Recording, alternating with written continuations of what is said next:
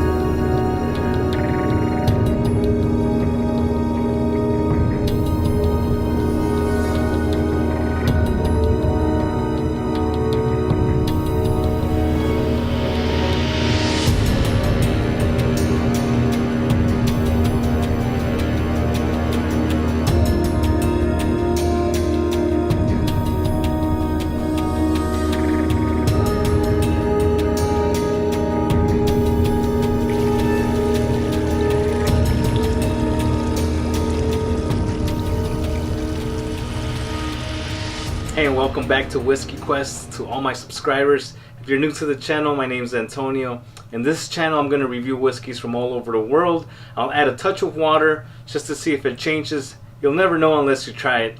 Stick to the end, I'll let you know my final thoughts on each whiskey, and if that's something you like to watch, go ahead and hit that subscribe button right now with the bell notification so you can stick around for more videos. So before we start with the review, on both the website and the back of this canister it says that this whiskey is best enjoyed chilled or with an ice cube. I went ahead and put the bottle in the freezer while I do the review at room temperature. At the portion where I usually add some water, I'll just go grab that from the freezer, I'll pour it out and then see what happens with it. Here we have the Game of Thrones House Stark Single Malt Scotch Whisky by Dalwhinnie. This is called the Winter Frost and it comes at you at 43% ABV. That's 86 proof for only $40. Dalwhinnie is located in the Highlands of Scotland and it has one of the coldest winters in Scotland, which is why Diageo picked this to be House Stark. It's cold weather and remote locations just like Winterfell. There are 8 bottles to collect and at retail price you're spending around $400. Alright, let's move on to the nose.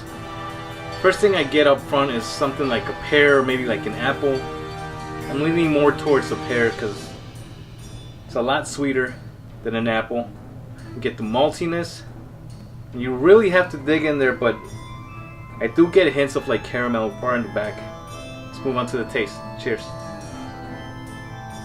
You do get a nice buttery mouth coating with this. First thing you get is pepper notes, get some vanilla, get toffee, and there's this unusual taste in the back. I can only describe it as like a lemon rind. Alright, so this is where I normally would add some water. I'm gonna finish this, go get the bottle from the freezer, and we'll continue the review with a little bit of a chilled whiskey. It'll be the first for me. Cheers. Alright, so here we got the bottle with some chilled whiskey. Let's add a little bit more to my glass and let's see what happens. According to the bottle canister and the website, it says that when it's chilled and then it starts warming up in the glass, that's when it opens up. So let's give that a try and see how it goes. Alright, on the nose, I can't tell that it did get a little bit sweeter. I started getting some citrusy, like orange, honey kind of note. That maltiness, I would say it's turning into like a chocolate. Something in the back, something like raisins. But overall, sweeter. Yeah, that's pretty interesting. Alright, let's move on to the palate. Cheers. So on the palate, chilled. It still has the same buttery mouthfeel. I didn't add any water, so it's not going to change it there. So everything's still pretty much the same. I'd say maybe just the nose did get sweeter. Other than that, didn't really change that much. Alright, the nerdiness in me won't let me rest, so I'm gonna add a drop of water and see if that changes something. Let's see what happens. Alright, on the nose with some water. I have to say the water did kind of mute this. I do get some chocolate coming out, like some honey, but that's about it. Let's move on to the taste. Let's see what happens. Yeah, I'd say the water made it sweeter this time around.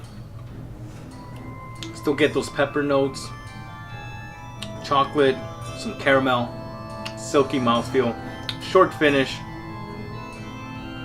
Overall, I think I prefer it without water, just at room temperature. So my final thoughts on the whiskey.